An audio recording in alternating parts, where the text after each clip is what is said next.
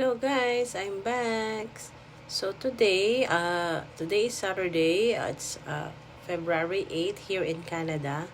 So ito na yung sa mga share ko sa inyo na nag-school online ako every weekend. But it's only on alternating Saturday of a month. It will run of a 12 month. It's a 12 months course. So but the course will be like Monday, Wednesday, and Saturday. For Monday and Wednesday, it will be from 6 p.m. to 9 p.m.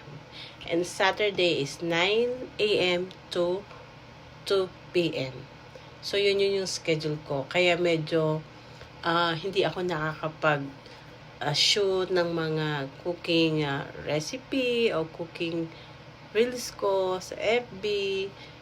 Hindi ako nakakapag-share. Kasi yun lang talaga nagiging stress reliever ko dito. Yung pagluluto, kung sinushoot ko man yun, sinushoot ko sa social media. So, it gives me relief.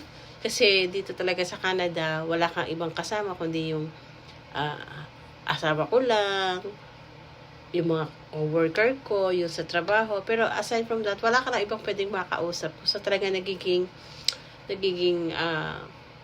what I call this,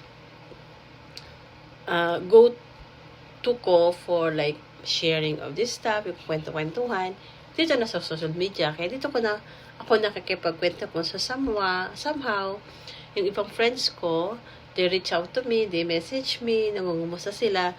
So yun talaga yun. So and then also nakikita mo din talaga kung sino talaga yung true friends mo.